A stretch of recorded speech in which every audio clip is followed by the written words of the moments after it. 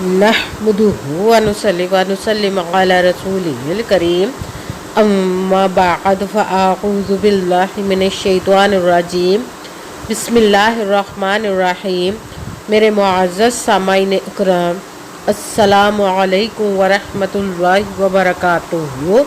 मैं अपने रब कायनात से ये दुआ करती हूँ कि मेरे जितने भी सुनने वाले हैं, रब कायनात सबको सेहतमंद, तंदुरुस्त और लंबी ज़िंदगी अता फरमाए।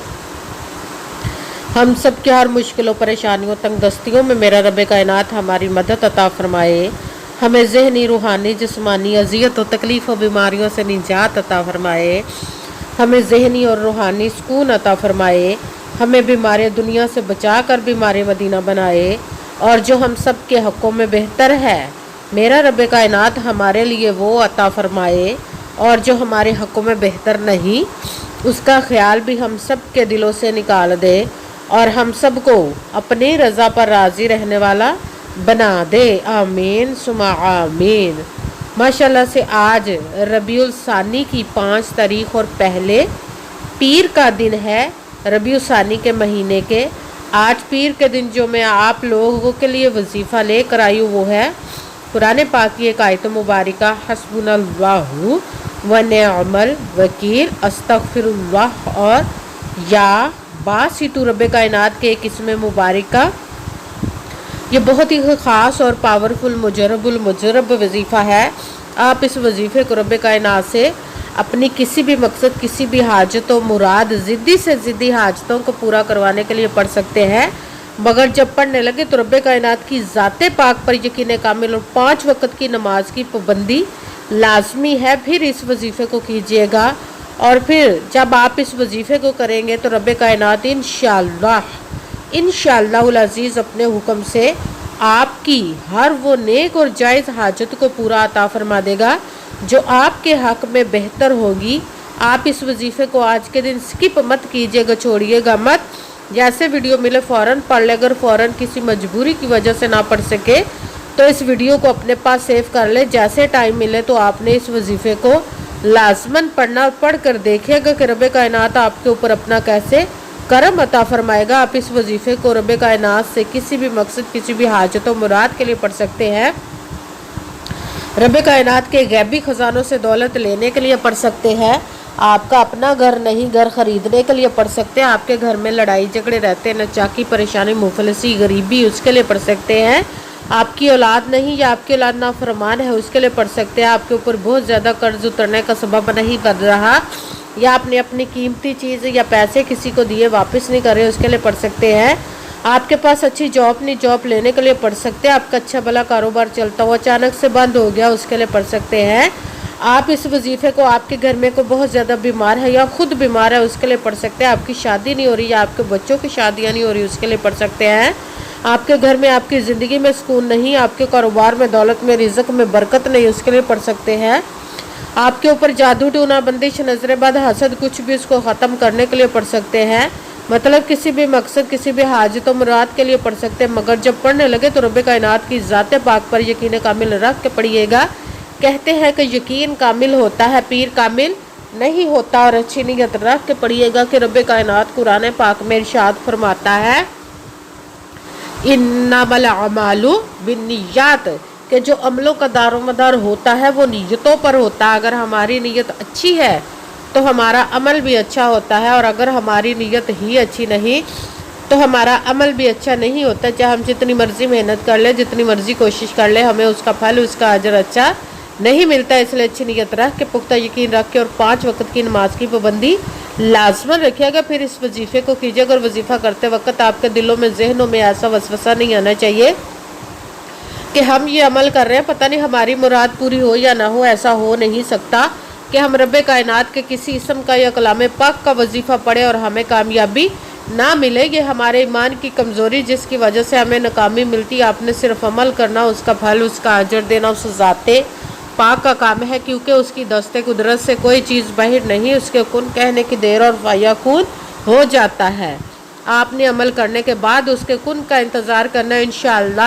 इंशाअल्लाह अज़ीज़ उसके हुक्म से आपकी तकदीर के बंद ताले खुल जाएंगे, नसीब के सितारे चमक जाएंगे। आपकी ज़िंदगी में ऐसे ऐसे मोजज़े होंगे کہ آپ خود دیکھ کر حیران رہ جائیں گے، آپ کو کبھی کسی چیز کی کمی نہیں رہے گی انشاءاللہ العزیز اس کے حکم سے۔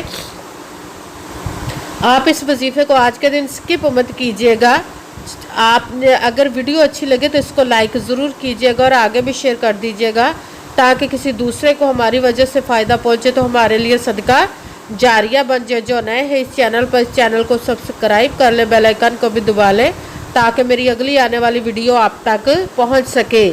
اگر کوئی مجھ سے کسی مسئلے کے بارے میں استعارہ کروانا چاہتے ہو، کسی کام کا حساب لگوانا چاہتے ہو، کسی کام کے لیے وظیفے کو پوچھنا چاہتے ہو یا قرآن پاک آن لائن پڑھنا چاہتے ہیں، محفل میلاد النبی کے لیے بلوانا چاہتے ہو تو واٹس ایپ کا نمبر ویڈیو پر چل رہا ہے، آپ لوگ مجھ سے رابطہ کر سکتے ہیں۔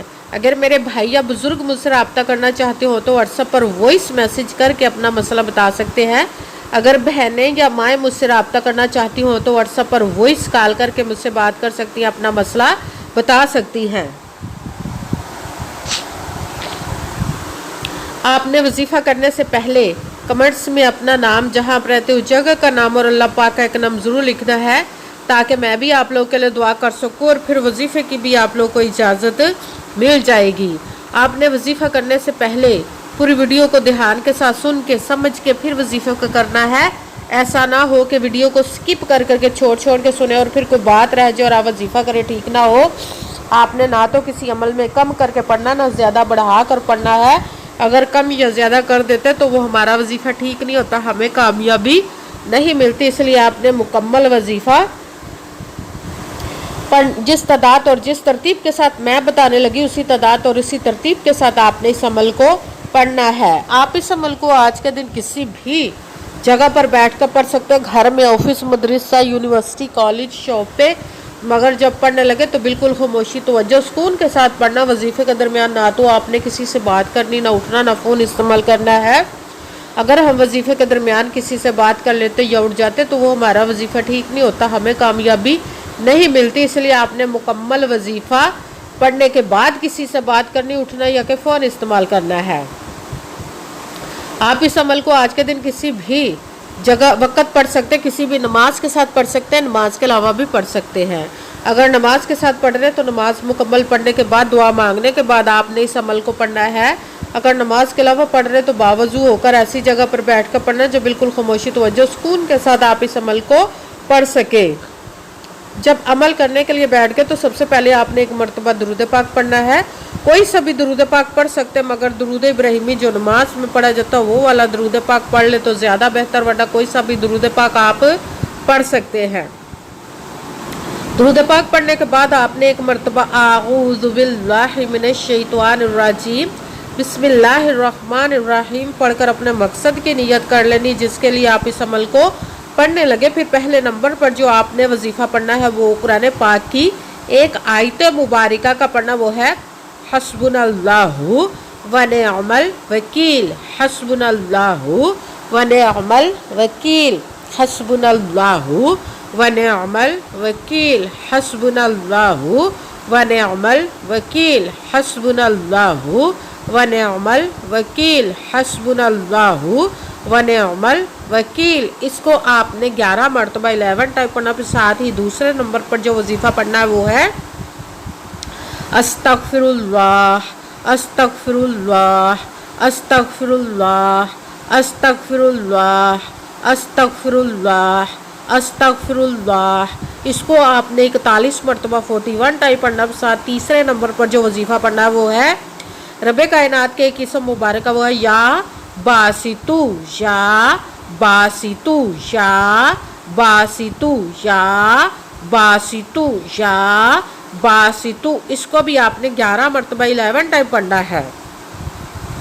سب سے پہلے ایک مرتبہ درود پاک پڑھا، پھر ایک مرتبہ اعوذ باللہ من الشیطان الرجیم بسم اللہ الرحمن الرحیم پڑھ کر اپنے مقصد کی نیت کر لینی جس کے لیے آپ اس عمل کو پڑھنے لگے۔ پھر پہلے نمبر پر جو وظیفہ پڑھنا قرآن پاک کی ایک آیت مبارکہ کا حسبنا اللہ ونعم الوکیل، اس کو آپ نے 11 مرتبہ 11 ٹائپ پڑھنا۔ دوسرے نمبر پر جو وظیفہ پڑھنا وہ ہے استغفر اللہ، اس کو آپ نے 41 مرتبہ 41 ٹائپ پڑھنا۔ ساتھ تیسرے نمبر پر جو وظیفہ پڑھنا رب کائنات کے ایک اسم مبارکہ وہ ہے یا باسطو، اس کو آپ نے 11 مرتبہ 11 ٹائم پڑھنا، پھر وہی درود پاک پڑھنا جو درود پاک آپ نے وظیفہ شروع کرنے سے پہلے پڑھا تھا۔ جب درود پاک پڑھ لیا، اب آپ کا وظیفہ مکمل ہو گیا، اب آپ نے دونوں ہاتھوں کو رب کائنات کی بارگاہ اقدس میں بلند کر لینا۔ سب سے پہلے اپنے گناہوں کی بخشش کی دعا مانگنی، پھر جس مقصد جس حاجت کے لیے آپ نے اس عمل کو کیا اس کی خوب دعا کیجیے گا، اور دعاؤں میں مجھے بھی یاد رکھیے گا، میرے لیے بھی دعا کیجیے گا۔ جزاک اللہ خیرہ۔ جس مقصد جس حاجت کے لیے آپ نے اس عمل کو کیا، رب کائنات اپنے حکم سے، اپنے پیارے محبوب کے صدقہ سے، اپنے کلام پاک اور اس میں مبارک کے صدقے آپ کی تمام نیک و جائز حاجات کو قبول و منظور عطا فرمائے، انشاءاللہ العزیز اپنے حکم سے، آمین ثم آمین۔ السلام علیکم ورحمۃ اللہ وبرکاتہ۔